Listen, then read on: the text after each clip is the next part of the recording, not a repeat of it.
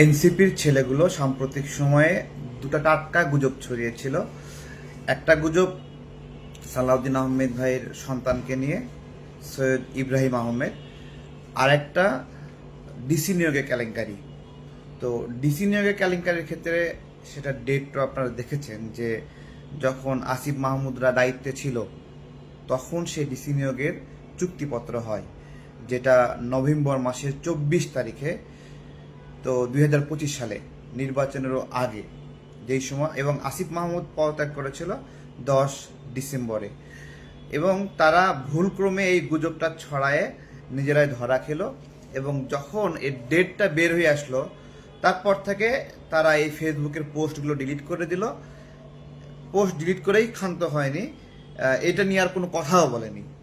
দ্বিতীয়ত, সালাউদ্দিন আহমেদ ভাইয়ের সন্তানকে নিয়ে একটা গুজব ছড়ালো যে উনি একটা টেন্ডার নিয়েছেন নাকি, সেই টেন্ডার 4,000 কোটি টাকা, 3.4 বিলিয়ন, এবং এটা স্বরাষ্ট্রমন্ত্রীর সন্তান হিসেবে অথবা বিসিবির দায়িত্বশীল হিসেবে এটা কনফ্লিক্ট অফ ইন্টারেস্ট। তো এইভাবে মোটামুটি একটা গল্প ছাড়িয়ে প্রচার করে দিল। তো আমার প্রশ্ন হলো যে তোমরা একটা দুর্নীতি ধরেছো, তাই তো? দুর্নীতি যদি বলো তাহলে সেটা নিয়ে তোমরা কি করতে পারো? প্রথমত মামলা করতে পারো, আদালতে যেতে পারো, আন্দোলন করতে পারো, অথবা দুদকে ক্লেম করতে পারো।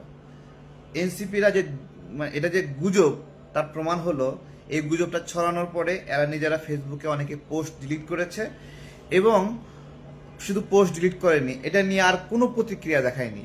যখন এটা ধরা পড়েছে যে এই ধরনের কোনো টেন্ডার, সৈয়দ ইব্রাহিম আহমেদের টেন্ডার, তিনি কোনো টেন্ডারে অংশগ্রহণই করেননি।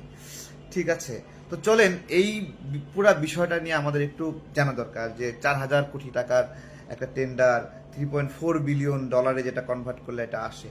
প্রথমবারের মতো প্রবাসীর সিটিতে শুরু হলো কমার্শিয়াল শপ বরাদ্দ। আপনার ব্যবসাকে দিন একটি আধুনিক ও সম্ভাবনাময় ঠিকানা। একই সঙ্গে নিশ্চিত করুন ভবিষ্যতে লাভজনক বিনিয়োগ। সীমিত সংখ্যক কমার্শিয়াল স্পেস এখন বুকিং চলছে।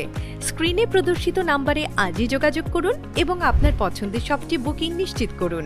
স্পেস সীমিত, তাই দেরি নয়, আজই বুকিং করুন। প্রবাসীর সিটি, আপনার ব্যবসা ও বিনিয়োগের স্মার্ট সমাধান।